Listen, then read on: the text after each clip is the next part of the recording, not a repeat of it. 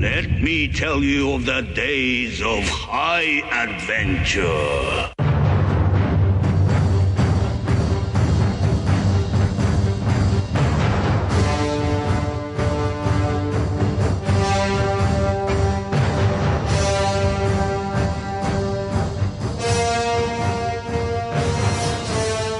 Hey everybody, I'm Kevin. And I'm John. And this is 6 Degrees of Schwarzenegger, the podcast where we take a long, hard look back at some of our favorite action movies from the era of Arnold. Schwarzenegger is the icon of the genre, and we're taking a deep dive into some of these 80s and 90s cult action movies, and we're breaking them all the way down. That's right. We're going to get into the nitty-gritty and examine the good, the bad, the ugly, and the laughable in these movies. But, as always, we're coming from a place of love. You don't watch these movies as much as we have unless you have a genuine affection for them.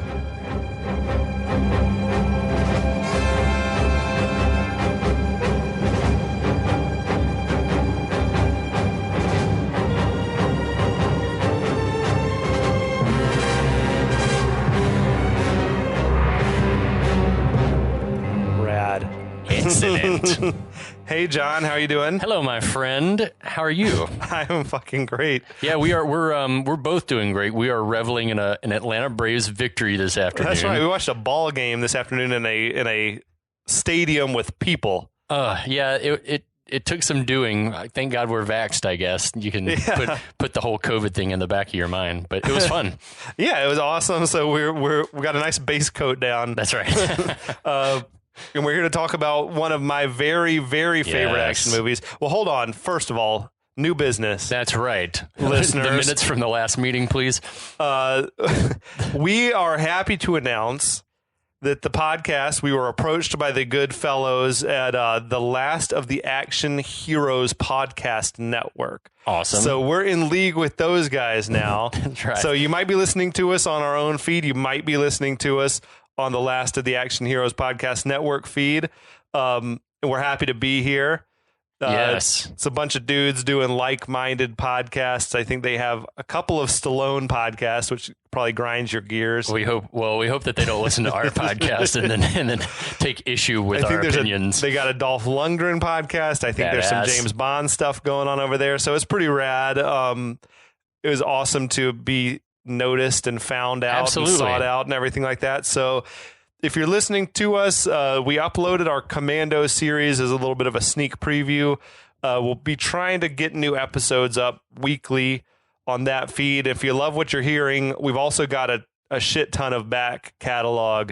You can probably find us where you find your podcast. If you search us out on our own, 6 Degrees of Schwarzenegger, we've got tons of old Schwarzenegger movies there, as well as some of our favorite Van Damme flicks. Yes.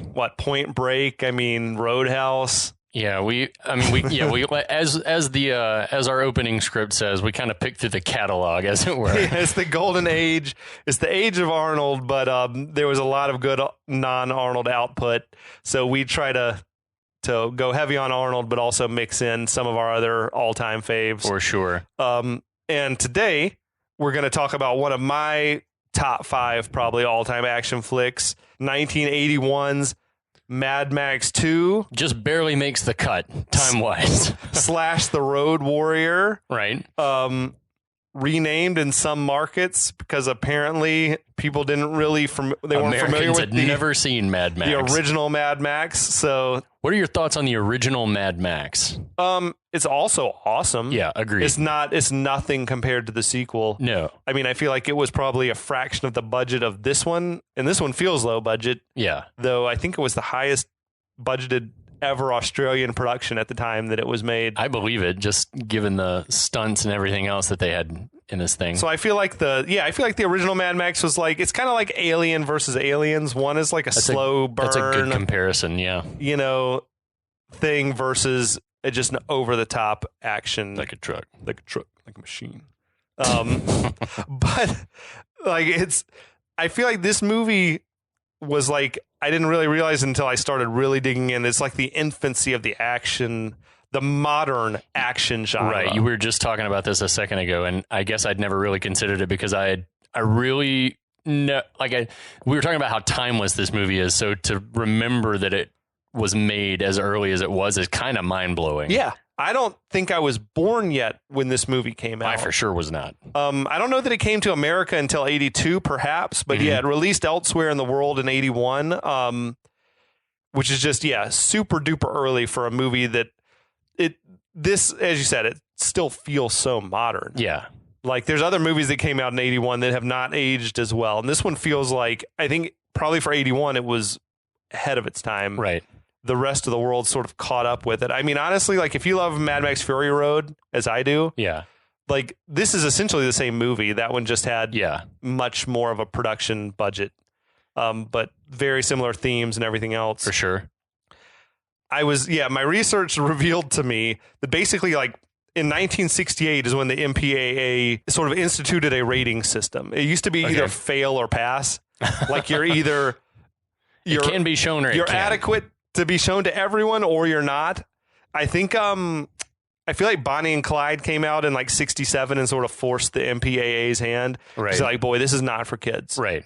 But it's also a spectacular film. Like a lot of those early Kurosawa movies were not rated. Right. The MPAA said, we will not clear you to whatever. But that's crazy to me. I mean, you had Bond movies and other like Kurosawa movies, as I mentioned, that they weren't like, as far as I know, they weren't like R-rated type fare, though. It was sort of like campy with huge action stuff. Right. But they didn't revel in the violence and the profanity and the boobies, all that stuff, the boobs. Yeah. And then I think in the 70s, it was sort of like exploring what we can do with an R rating now that, you had stuff like The Godfather coming out. But we were just talking about like exploitation movies. Yeah. And I feel like the action genre is a direct descendant of exploitation. I agree with that. You had stuff coming out that was cool, like early John Carpenter movies, Assault on Precinct 13, and stuff like Dolomite, like we've talked about previously on this, or and you had like gritty cop movies that weren't actually, I don't think of them as action movies, stuff like Dirty Harry or French Connection or Death Wish. Right, they're sort of noirish. Yeah. They were violent and they were profane, but they didn't have like big explosions and huge like stunts. Bullet or The Great Escape and stuff like that. Not prototypical action movies. Like people were doing stuff with gangster movies and war movies, monster movies or disaster movies were like a big thing in the 70s, and karate movies. Sweet. Or like all the Bruce Lee stuff and early Chuck Norris. Yeah. And various other exploitation stuff. Like there was basically like car chase movies, right? Movies like Death Race 2000 or other Gone in 60 Seconds, like, and even Bullet, and perhaps and blaxploitation movies and slasher movies. And I sort of feel like in the late 70s, early 80s, everything was like sort of converging. You had filmmakers who were like, you know what, I could put everything that I like together in one movie. Right? Like it doesn't have to be just, it's a car chase movie. Like it could have bigger themes or whatever. I think, it's like we can combine all the shit that we like and crank it up to 11. Boy, George did it in this one for sure. Totally, dude. It could be simple stories, big stunts, gratuitous violence and bad language and explosions and nudity, all the stuff that boys dream about. Exactly. So 81, the year this movie came out, also produced Raiders of the Lost Ark, which is amazing. Which I don't think of it as action per se. I think of that as an adventure film. Yeah, same. Like a James Bond-ish type thing. Yeah, it's for everyone. It has very much. It's like swashbuckling. I think of like Errol Flynn and that because even that's a good note to have. It's like action in movies existed. Yeah, but it was not this. It was not like the story exists to service the action. Right. Also this year, Escape from New York came out. That's another thing that I think of as being noirish, though. It's like it was sort of that on the fringe of an exploitation, but they obviously spent a ton of money on it. Yeah. Like before that, you had a bunch of exploitation movies that were just so cheaply made. I think the success of this movie, plus Escape from New York and Raiders of the Lost Ark, sort of showed studios that we could, if we pump, there's money to be made here. We can make big budget exploitation movies. Push the envelope a little bit. The year following, Conan the Barbarian came out, which put Arnold on the map right. for real. First Blood and Rocky 3 all came out in 82, which I feel like introduced the whole like the steroid era of action movies. Oh, fuck yeah. Like bigger muscles and bigger action, bigger violence. Yep. And yeah, I think after that it was just like all bets were off, and it was like action movies started coming fast and furious. The coke-fueled 80s had begun. It was like the Reagan era, like excess. Bigger, deeper. So this movie, Australian production, directed by George Miller. What else has George Miller even done besides this and Fury Road? But this, all the Mad Max films. Yeah. And then some other interesting pictures. Witches of Eastwick. Okay. Oh, yeah. He did Babe, Pig in the City. Okay. He did Happy Feet, the animated Penguins family film. What? He directed. That's crazy. It's strange. He's got range, that George. Apparently so. I don't know that he's ever exceeded what he's done in the Mad Max universe. No, I don't think. I think that his vision is crystallized in those movies. Everything else is like. Apparently, he was asked to direct First Blood and turned it down because he was in the middle of working on this film. I got this other project I'm working on, but it's closer to my heart, I suppose. Amazing. I don't have to leave Australia. We use the term written probably lightly in this film. Yeah. But it was written by George Miller, Terry Hayes, Brian Hannant. Hannant, yeah, I would assume so. Those dudes have written some other things. Yeah. But this movie, as we've discussed, is like not a whole lot of. It's heavy on action, light on story, light on dialogue. Yeah, it's only when Max is with the people like in the refinery compound that there's some loose dialogue, but there's nothing like.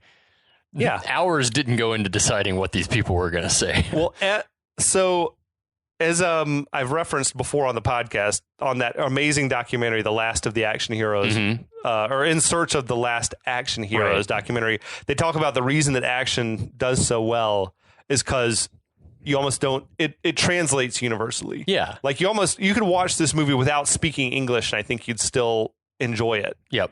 Like, agreed. You don't even need subtitles. It's just like, and I think that's the way with great action movies is just they point out like, you've heard of Jackie Chan and you've heard of Jet Li and you've heard of Van Damme, but you haven't heard of other big stars from Belgium or wherever else because they aren't doing action movies. Right.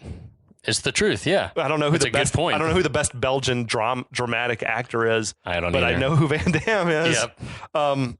Music by Brian May. Not the Queen guitarist. Though that would be awesome. The first time I was aware of the name similarity there, I was like, wait, that Brian? It's not the that timing Brian would be right yeah, for totally. it to be him. But not him. Apparently Brian May is Australian. He done some other things that I've seen, but I love the score of this movie. He like John Williams rips some things off directly from like the classical music pantheon, especially like Holst, the planets. There's one scene where it like is like note for note. I was like, it sounds amazing. The score is, in a word, epic. It is epic. It's awesome, dude. The director of photography was Dean Semler, who was also the director of photographer on the last film we talked about, Last Action Hero. He did so many good movies. Yeah. He was like, I think he got locked in as like, I'm the reliable dude to be a DP for action films. Yep. But yeah, I wrote down here, he did Thunderdome after this. He did Cocktail. Love Cocktail. We talked about, so I think. He did Young Guns, Dead Calm, Dances with Wolves, dude. That movie's gorgeous. Yeah. City Slickers, Waterworld. We Were Soldiers, Apocalypto. He had the Mel Gibson connection. Yeah. Apparently he was like key on this movie because the production was so far out in the middle of nowhere that they couldn't get, it would take days for dailies to get back. So apparently like George Miller just had to really rely on Semler to say like, we got it or we didn't, we should do another take. That's awesome. And I think he was pretty spot on. Is Australia on your list? I'm sure we've talked about it at some point. Is Australia on the list of places you would like to go visit? I want to take a month and I want to see everything. Yeah. Because I know that like the cities I think are beautiful, but then that's the backcountry, outback. It's like an entire continent that was created to kill people. Yeah, dude, the snakes, the spiders, everything is just crocs. larger than life. We would be remiss to not mention Ms. Norma Morrisseau, the movie's costume designer. Dude, yes. Because this movie has some of the most iconic costumes maybe ever, but like she also did Beyond Thunderdome. She did Crocodiles Dundee 1 and 2. Oh. She did the Dolph Lundgren Punisher movie, which I only vaguely remember seeing as a kid, like on TBS. That. Yeah. I don't remember barely anything about it, but except that I loved it. And then she did Patriot Games, and then that weird-ass, ill-fated Island of Dr. Moreau with with for real? Yeah. Was that an Australian production? Were they in a... They were somewhere in like the South Pacific, like APAC region, we'll call it. That is awesome, dude. The stars, Mel Gibson, the legend. I mean, he is Mad Max, I guess. He's the How the Mighty Have Fallen, but man, he was on top of the world for a long time. I didn't realize before researching that Mel Gibson is born in America. Yeah. He was born in New York, like upstate, and then moved to Australia at age 12. I just think of him as like the Australian import. Right. But yeah, I was thinking also about him. It's rare to have like multiple successful franchises. Right. Like for one actor to have, he has Lethal Weapon and this. Yeah. Like that's pretty strong. Like it's hard to think of. I think Harrison Ford has been in 3. He had Star Wars, and I think of the Jack Ryan movies. Good call. Which he was in Clear and Present Danger and Patriot Games. Okay. Only 2. I don't know if that makes a franchise. If you play the same character more than once, that's franchised. In movies that are blockbusters. Yeah, totally. But of course, he's super successful even outside of those 2 franchises. Mel Gibson. He had Braveheart. I love Conspiracy Theory. Yeah, that was a good movie. Ransom was awesome. Payback was really good. I like The Patriot even. I did to the Revolutionary War flick he did. Yeah, I was into it. Dog is a fine meal. Yes, you always reference Dog is a fine meal.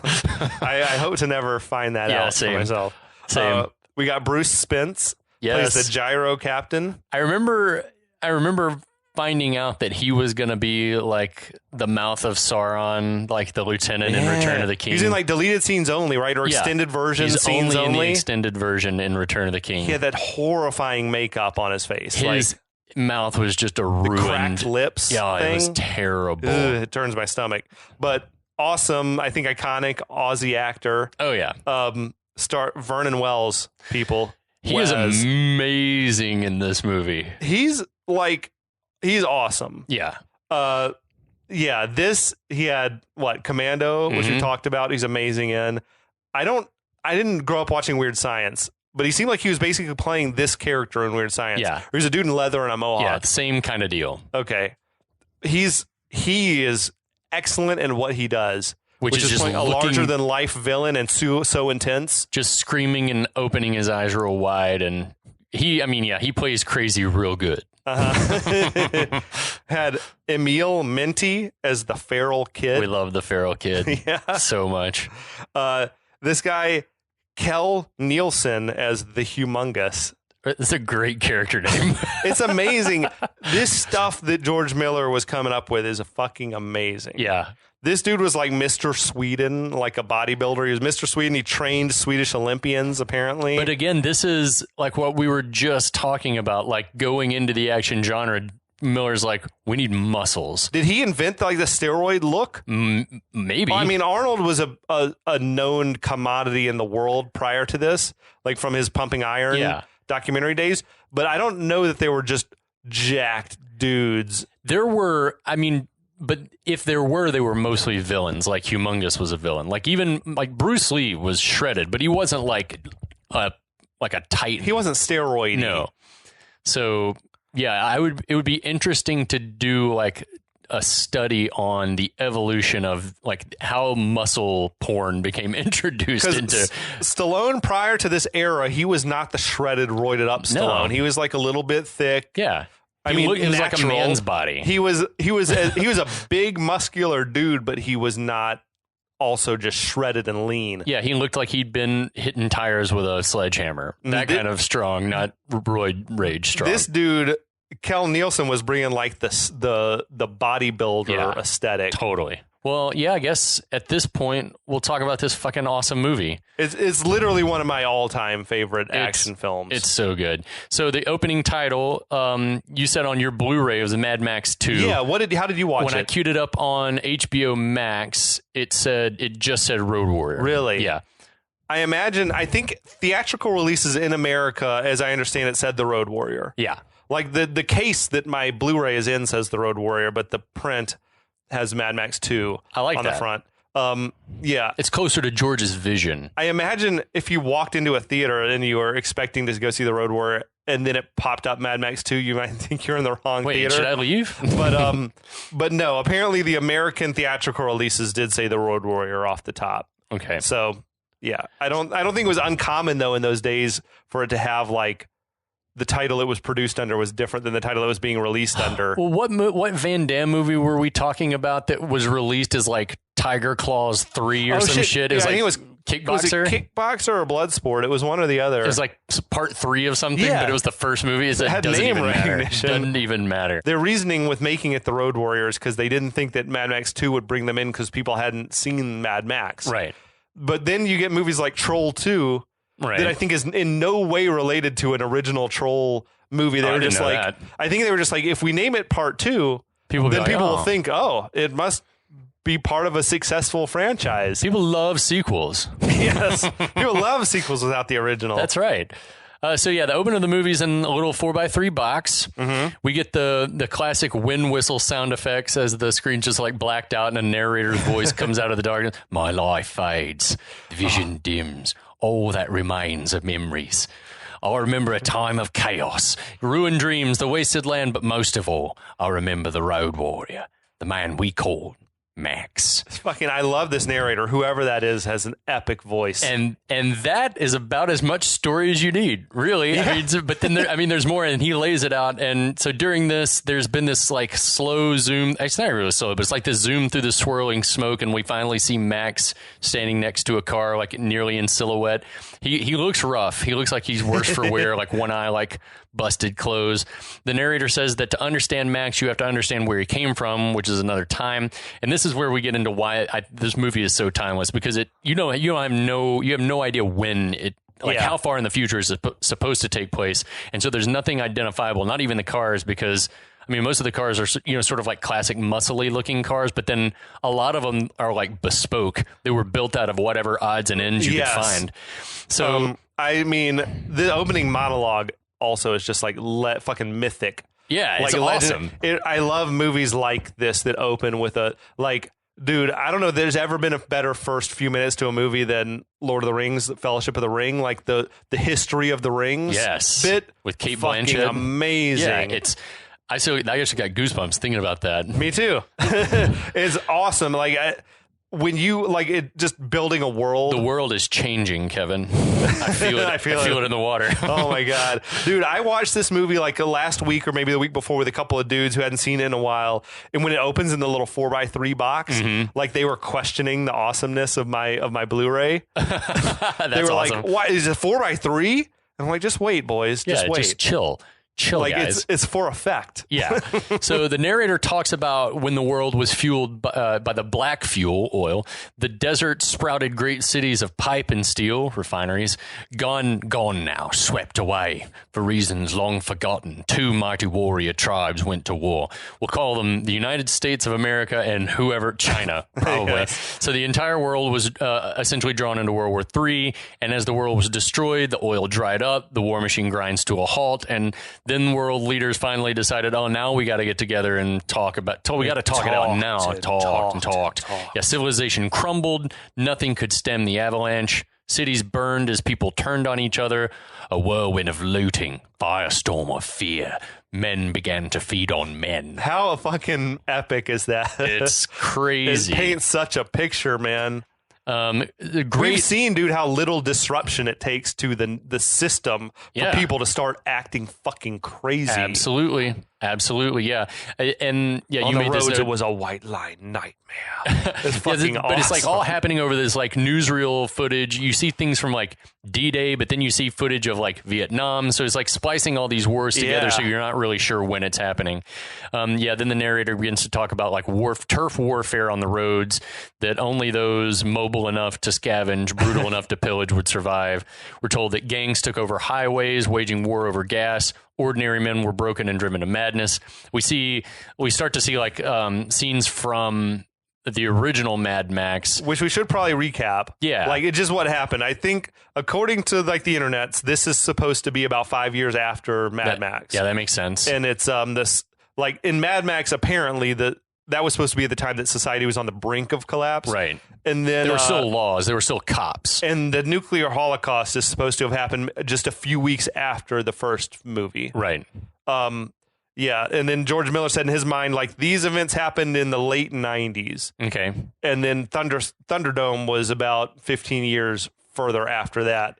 But yeah, basically what's the plot of Mad Max is he's a cop. Yep. He's in a dystopian future. Yeah, in which these road gangs have started to take over the highways. Cops are like struggling to maintain order. To maintain order. He causes great damage to one of the gangs, and they come after him and his family. They kill his wife and his newborn child. Yeah, and as you said earlier, it's sort of a slow burn because basically it's like he does like a revenge killing on the guy that was like responsible for his friends. Yeah, he sort of that shatters him, and he becomes a crazy fucking person and goes after and kills. God, that movie had epic bad guys too, though. The Toe Cutter and the Night Rider. Sweet names. Yeah, I don't even know what toe cutter means, but it freaks me out. I think it just means what it sounds like, man. But he cuts toes. Yeah, he cuts toes. Probably wears them, dude. At the end of that film, he has they're sort of crony, and he handcuffs him to like the burning wreckage. He set up sort of a makeshift fuse. And he gives him a hacksaw, and he's like, the car's gonna blow up in 5 minutes. You could probably saw your foot off in 2 minutes, or you can try to saw through the metal, but you'll never make it, and just leaves him. Yep. Fucking amazing. Yeah, it's rough for that guy. But yeah, as you say, like some massive PTSD. He becomes a shell of a man, burnt out, desolate man. Haunted. It's so amazing. It is. The writing's great. Haunted by the demons of his past, Max sort of wanders around the wasteland. We guess 5 years, and it was here in this blinded place that he learned to live again. It's fucking amazing, dude. Like, okay, then the movie goes widescreen, and it's like, holy shit, that's fucking badass. Yeah. When it blasts into widescreen. Yep. I mean, this was years ago. Shout out to my friend Adam. Both of our friends, Adam. Yeah, he was our college Rock. Roommate. Hello, Adam, living in the greater Dallas, Texas area. Right. But we went to a midnight screening of this, and I'm telling you, when it went from 4:3 to widescreen, it was like cheers. It was a raucous scene in the theater. It's amazing. I want to go see this. The sound design on this movie is incredible as well. The score plus just the ambient noise of engines and all that. It's dope. It's a cacophony, but in a good way. So the movie goes widescreen. We see Max and his dog, who we'll call Dog, rolling down the highway, being pursued by some rough-looking customers. There's some souped-up car, what looks like a dune buggy, and a motorcycle are in hot pursuit, and they're all wearing like spiky leather masks. And Max is what looks like a heavily modded out like 80s V8 Mustang. It looks like the car from it's the same car from the first Mad Max, the last of the V8s. It was literally the same vehicle, I think. Okay. It was a 1973 Ford Falcon. Okay. XB Coupe. I think it was a car produced exclusively for the Australian market. That's awesome. But yeah, it literally was like the same car. They went and found the same vehicle that was in a wherever the fuck. That's so awesome. And then they built a second one to be crashed in this movie, but the hero car or whatever was the literal same vehicle from the first movie. That's so badass. It now apparently resides in like this Hollywood car museum in the UK. That's sweet. Somewhere. Yeah, dude, his car's fucking dope. Do you like the movie opening mid-chase? Yeah. Apparently there was more like to it.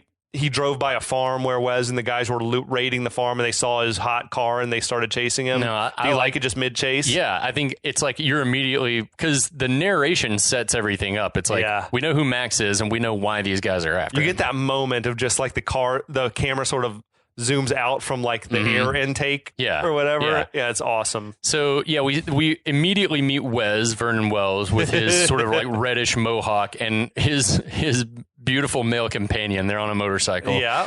And Max is like weaving through wreckage on the road. Dog seems bored, or at least not concerned. Dude, I love that dog. It's a warning. I'm going to be praising the dog for the entire series. It's like some Australian cattle dog. We've seen that breed in other movies, I think. Yeah, maybe, but he's such an epic dog. Yeah, great character. A great performance. Yeah, great character. We get a shot of the dashboard and see Max's car is running on empty. Max sort of gives dog a look, and dog retreats to the back of the car. He's like, you need to get back there. Some shit's about to go down. He lets the bad guys gain some ground, and as they come up alongside, he pulls a Maverick from Top Gun and hits the brakes and lets them fly right by. For sure. The leather daddy in the car had been like pulling up and shoots an arrow, and it hits Wes. Like he shot through the car and it hit Wes in the arm. So the bad guys like peel off, or I guess it was that the car had gone back and he shot him as the he car got caught. Whatever. Backwards. At any point, he inadvertently shot Wes. Yeah. So the bad guys sort of peel off. Max hits the blower and fucking like floors it forward. He hits the car into the dune buggy, and it sends both crashing into a big rig that's sitting dead on the road. Cars go flipping. This is the first of the movie's many amazing stunts and practical effects. I was reading somewhere that it was like 200 stunts in the movie or something, but for a movie that's like 92 minutes long, 200 stunts is more than 2 stunts per minute. Yeah, it's awesome. It's amazing. So Max slams on the brakes. He jumps out with dog and scurries over to collect leaking gas from the wreckage. Up the road, he sees Wes and his companion like watching. Describe the costumes. So Wes is wearing, I don't know if we've seen his assless chaps, but Wes is wearing like he's wearing like big shoulder pads with feathered. Like fur, they're feather or fur on them or something. He's got this rowdy ass mohawk and like a little like soul patch thing going on. And just like the widest, scariest, bluest eyes you've ever seen. And then his companion has got like this flowing, he sort of looks like not Peter Frampton, but Frampton-ish, like beautiful like that, but very skinny and wearing like a cross harness on his body. It was S&M gear. Yeah, big like time. It was a gimp type outfit. He had a leash. Yeah, like a chain. He was chained to something. Whoever the character, you said the character's name is the Golden Youth. Yeah, dude, he's credited as the Golden Youth. I love that.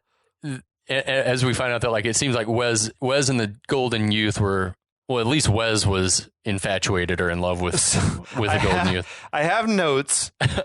Apparently, originally this character was written as a female. The Golden Youth was supposed to be like his chick or whatever. But George Miller really wanted to like play with gender, like in this world. That's awesome.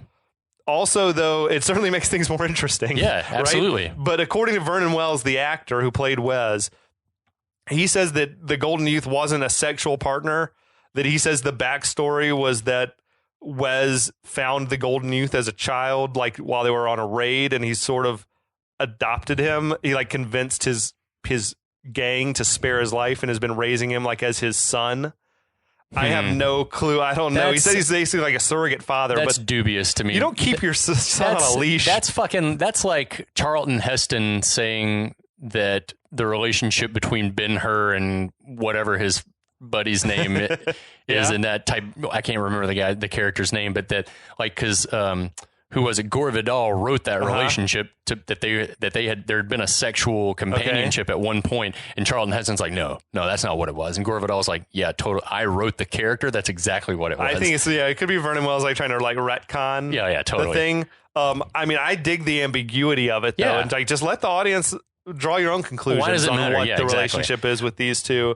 Yeah, I fucking love that shit, dude. Yeah, so Max spies Wes spying him. He's throwing down some sundries to catch gas, including like a helmet, a jug, a fucking plate. They're all filled with dirt also. Like it just made me think like, is that, if you dump like sort of dirty gas in your car, is it going to Maybe he puts it in like, maybe he puts it through a sieve first, but he had like a rag and was like mopping gas off the ground. He could filter it through a rag or something. So Wes lets out this crazy scream, pulls the arrow out of his arm, which is badass, and then puts the arrow in his own like leg quiver. Yes. And then he's like smiling at Max this whole time. Then he revs the motorcycle. Max draws his sword-off shotgun and gets ready to throw down. And Dog, who's like been picking at a dead kangaroo, stops eating, is like also seems to get ready to throw down. I like that Max and Dog seem more or less unfazed. Yeah. By this insanity that's happening in front of them. And I think that that's part and parcel of like what George Miller is saying. This has been 5 years of Max having lived this existence. He's seen this shit. He's been seeing this same shit for years. And there's nothing in the movie that really surprises him, as it goes along. So it's amazing as the music and all this is building to like this intense crescendo. Yeah. It's fucking amazing to me. But Wes and Golden Youth just sort of ride off. He does this insane wheelie as he's driving off. Max continues to pick through the wreckage looking for anything that's worth the taking. So like a dying bad guy like lets out one last gasp, which is sort of jarring. It's like, oh shit. Which is very cool. The music for this movie, like you were just saying, is fucking epic. It's epic and orchestral one moment, and then like in this scene, it shifts over to some very like bleak David Lynchian sounding soundscape where it's just like one droning note, but it's like this synth. It's like, it's crazy. I need to check out the soundtrack, like the score by itself, isolated from the movie, because I'm just curious to hear how it sounds just standalone on its own. But we can find it on LP somewhere. That'd be badass. Dude, a few things I love. I love the graffiti on the side of the trailer. It said the vermin have inherited the earth. Mm-hmm. And then I also love the fact that Dog is picking at a kangaroo. Like, just imagine living somewhere where there are fucking wild kangaroos hopping around. Which our friends and listeners in Australia probably, I don't know how normal it is where you have to go to see a wild kangaroo. They're fucking That's awesome. Everywhere. You think? It's no, like a deer here or something? Yeah, they are a nuisance in a lot of places. They're so plentiful. I've been like digging of late. There's been this fox or family of foxes that passes through my yard here, and it's amazing. It's just so surreal to see it. Though. Yeah. You're just like, holy shit, that's like a wild animal. And also, while we're on that note, a shout out to all of our listeners in Australia. This one's specifically for you guys, and because we love this fucking movie.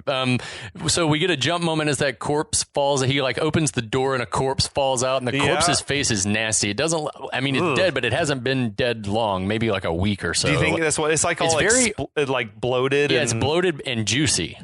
Juicy. It's not dried out yet in that Australian desert. We should describe Max's look, because I feel like this is the first time we get a head to toe look at how Max is attired. Right. So just black leather.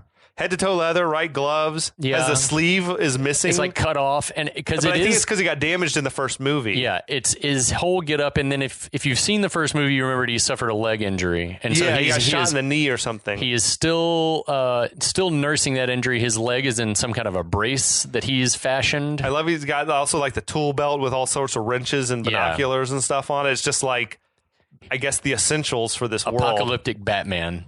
Dude, that's such a great costume, and it just seems timeless. It's not like, it doesn't be like, oh, that's outdated, or that's... Definitely. Yeah, it's still rad.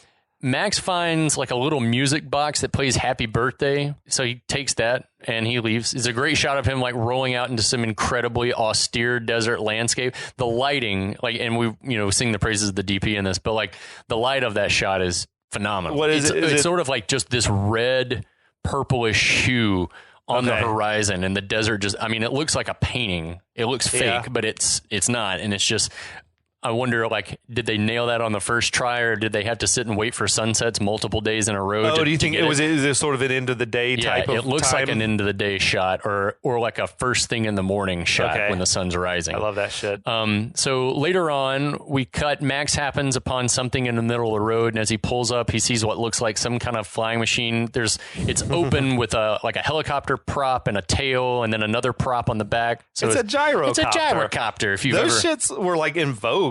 Yeah. Apparently in the 80s. I remember going to several, like country bumpkin fairs, and always in these little towns, there was some whack job that had a gyrocopter. You could get your own kit and like build it with a motorcycle engine or something. Nuts. There was one in the old school Annie musical. I remember someone's flying around in a gyrocopter. Awesome. Howard the Duck. Shit. Remember we were watching the old Price is Right episodes from the 80s. Like, they were fucking giving a gyrocopter away to a contestant. How the fuck dangerous is that? They probably died. Here's a kit to a gyrocopter. And sued Have Hollywood. Fun. Yeah, sued Bob Holy Barker. Shit. A wary Max is approaching with a crowbar, suspecting it could be a setup.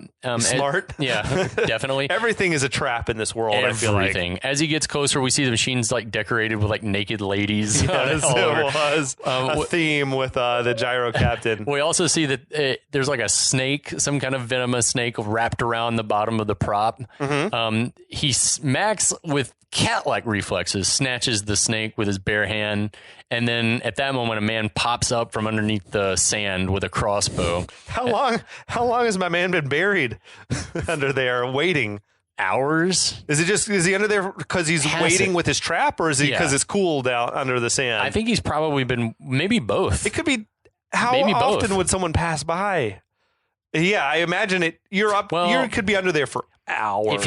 If he had passed by, somehow he's passed by undetected, we think, but he knows Max the refinery coming from miles down the road or something, or hear him coming. That's a pervasive theme to this movie. It's like you would think that with as much ingenuity as Max had, that he could do something about that engine to make it quiet. Yeah.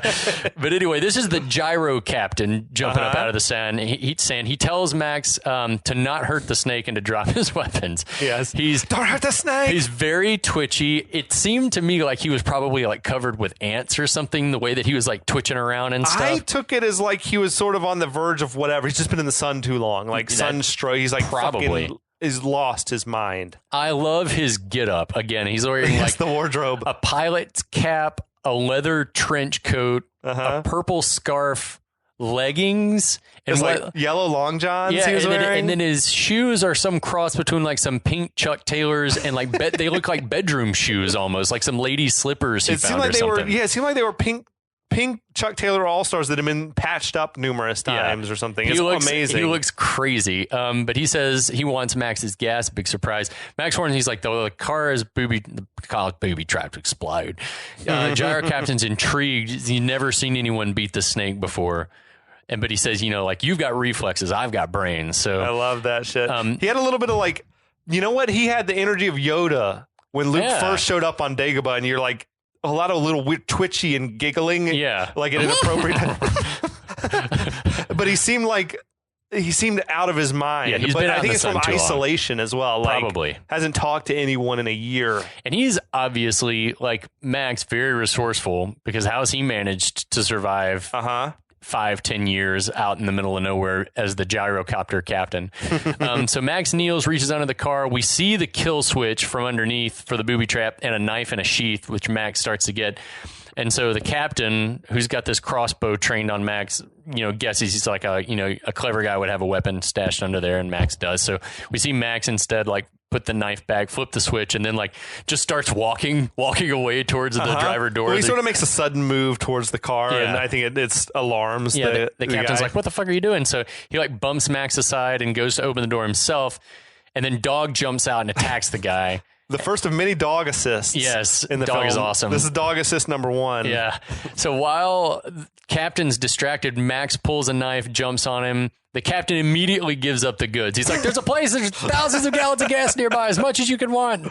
Max wants to know where. The guy tells him it's 20 miles away. Captain says the people there they're pumping it and refining it themselves, which ka-chunk, yeah, make it a tankful. Max is like not buying him. The captain's like, it's too hard. It's not self-service. Yeah, it's too hard for me. But with a man of your ingenuity, it's like we could do this. So Max is like, tell me where it is, and Captain's like, if you kill me, you'll never know. So Max drags him to the car with the dog like latched onto his scarf. I'm gonna call that dog assist number 2, dude. The dog is fucking amazing. And we very quickly get dog assist number 3 because as they're driving, Max has got the captain like tied up and rigged with a shotgun with a string attached to it, and like the dog is like holding the string. The look on the dog's face is fucking incredible. Like, I love all of this. It's like some Beastmaster shit. Yes, exactly. Like how much he's like in sync with the dog. Yeah.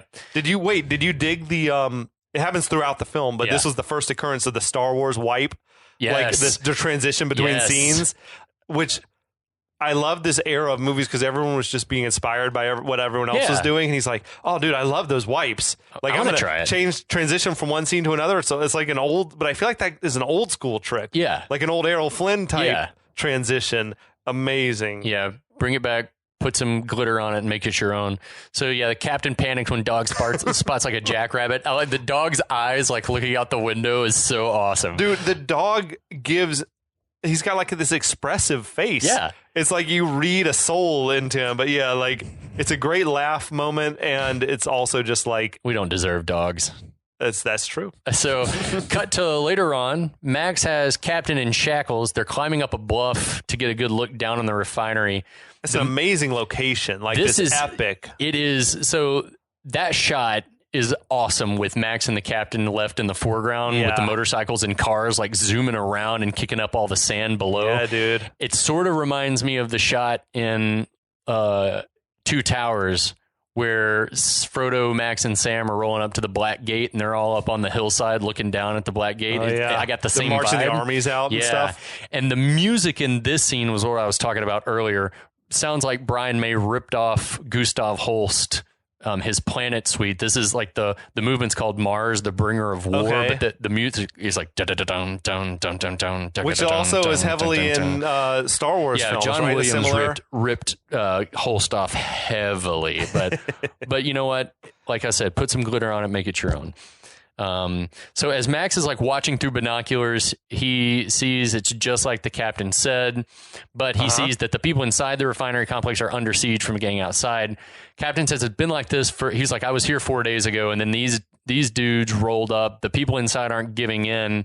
And they're defending themselves like flamethrowers and firebombs and fire arrows. And he says that you wonder how much like food or water they could possibly have inside. Like how long could they last when they're under siege like this? Right. And so if they've been there 4 days, like, I mean, you have to assume that they've been sending out scouts for food and stuff before. I started thinking probably before the Humongous and these guys arrived, like they probably had people would come and trade them food or water for gas. Yeah, that's a good point. But they were doing now a good business. Yeah, for sure. So Captain's like, I think there are about 30 people inside, heavily armed, and they're not looking to let any newcomers in. He also says that the gang that they're seeing on the ground was drawn like a moth to the flame, and they keep attacking, but it's been unsuccessful to this point. And it's at this moment that Max sees a buff-ass dude who looks like he's in charge, who's nearly naked except for a strategically placed S&M gear and a metal hockey mask. And so this is our first look at Lord Humongous. It's fucking incredible. And we also see he's got a weirdly bald head with like a few isolated strands of like limp hair. It's almost like Jason, like when you see it as Jason in the Friday the 13th flicks. Yes, exactly the vibe that I got. This was years before Jason Voorhees like donned the mask though. That's in nuts. Those films.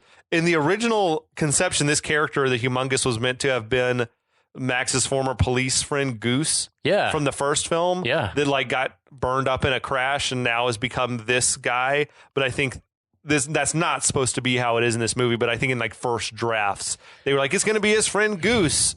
He's gone crazy now, gone to the dark side. His or whole whatever. body would have had to have been mangled, burned, and stuff. So I guess I think why a lot of the goons are meant to to be like former police, and they're driving police vehicles and stuff. We also see Wes from earlier and the Golden Youth. They roll up on a motorcycle and start like talking to Humongous.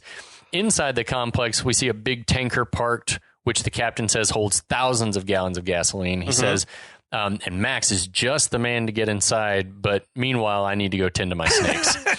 The captain is awesome. I love him. Yeah, he's like, wait, what's he been feeding those snakes? Yeah, and later on in the movie, he's just got snakes on snakes. He's pulling snakes out of everywhere. If you're catching mice and whatever, rabbits or whatever a snake might eat, you'd be eating those yourself, I think, not feeding them to the snake. Right. Anyway, that just had me laughing. So the captain says, hey man, I held up my end of the deal and you should let me go. But Max like drags him away. And while he's like, Max is a tough guy to deal with. It's like shackling him up to a tree, and he said, the arrangement was I wouldn't kill you. He then goes back to watching the refinery through binoculars. Sometime later, Dog and the captain are both like napping and love fucking Dog laying on his back with his legs up in the air. So awesome. That dog was amazing. Like he might give the best performance in the movie, or Wes might be number one and Dog number two. Max is by far like, it's like everything else. It's sort of like Tom. He's understated. Yeah. Everything else shines in the movie. He's quiet and still. Yeah. Yeah. And lets like everything else be like over the top. So we see Max like opening up a can of dinky-di or dinky-di, whatever it is. On the commentary, I don't know if it's the accent or what, but they pronounced it dinky-di. Dinky-di. Which, when I say it, it sounds like... Dinky-di. Dinky-di. I think it was probably like diet, something like that. Dinky's diet. That phrase is Australian slang. It means like authentically Australian or genuinely Australian. If something is dinky-di, it means authentically Australian dog food. That's fucking awesome. So, yeah, the dog and the captain, like, hear Max opening this can, like, looking up hungrily. The dog is awesome. Like, just like sort of like leaning up like a human being to see what's happening. Every single dog has that move that'll just stare at you while you're eating. I love that the captain pulls his own fucking spoon out of his coat to like join in just in case. But Max is still watching the scene down at the refinery, waiting for his moment. Lord Humongous is down there directing smegma crazies and gay boy berserkers, like bossing them around. The Humongous's army is made up of the following. We got skinheads. They drive tow trucks and wear football pads. Lots of football pads in this movie. I guess you got to use what armor you can find. Yep. The punks, who are Mohawkers, they're like the bike riding faction. Yeah. So I guess Wes is a Mohawker. Is a punk. He's a Mohawker. Yeah. They're the gay boy berserkers. Yeah. Maybe they're all the guys that are riding around in the police cars. Vehicles. Yeah. And then the smegma crazies. Where do these names come from? George it's amazing, Miller. dude. It's from a coke-fueled nightmare. Like smegma crazies. And they're all like former military, like wearing military free. It's like, I feel like someone's put thought into how this world is organized now. Yeah, like who would be the most likely to join my army? And the group as a whole is referred to as Humongous's Marauders. Yeah, the Marauders. Where they filmed this, it was like this Broken Hill is the name of the area or the town. It was a mining community. Mining for what? I don't know. I saw they do tours of like old mines there. I was Googling and it just said they were mining ore. I don't know if that's gold or iron. I don't know what. If you're listening and you know, hit us up. Adamantium. Yeah, please. I would love to know. But there was this talk on the commentary that so much of Humongous's gang is like, we're just extras who are in the town, like miners and stuff. Oh, and that's cool. Like, they made them cut their hair into mohawks, which the dudes were like all embarrassed. And they said they were filming in wintertime, so they'd go around just wearing these skull caps and stuff to hide. But I think after a few weeks, it became like fucking cool to have a mohawk in town. Like it meant you were part of the movie, and that's like the awesome. Dudes had the most swag or whatever. I love that. They were probably doing better with the ladies than they ever had before. For sure. They're like small town. They're next to the movie people now. So we see like a dirt biker like jump a ramp into the compound, which is badass. Max tosses the empty can to Dog, who like snarls when the captain tries to take it. I love that moment. This dog seems like feral, doesn't he? Like he is going at people hard. Yeah. They said apparently the dog like really liked Bruce Spence, the Gyro Captain actor, so they had to really get the dog riled up to get him to sort of nip at him and all that. That's cool. I hope that Bruce Spence, if you're listening, I hope you're a nice guy. You seem like a nice guy. He seems awesome and tall as hell. Yeah, he's real tall and lanky. Later on, it's like duskish. The captain's like scooping the last bits of dinky-di out of the can. Then a siren wakes a sleeping Max. He looks down at the refinery and sees that Lord Humongous and the Marauders are leaving, and they're going to make camp nearby. That shot is incredible. It's at magic hour as the cars are all driving off, and you see these dust trails being lit by the last light of the sun. It's so cool. Incredible. Also, I like Gyro Captain sort of daintily dabbing his mouth with his handkerchief. He get his napkin out. Like he's so proper. Funny. It's still like that's amazing because it's the world that he grew up in. Was like this is tea time or whatever, you know, and you're like a proper dainty boy. You got to keep some things intact, otherwise you devolve. It's fucking amazing. What an opening act. Yeah. Fucking A. It is badass. I love this movie. Yeah, we hope you guys are enjoying the ride, pun intended, and we can't wait to entertain you again next time. We'll be back.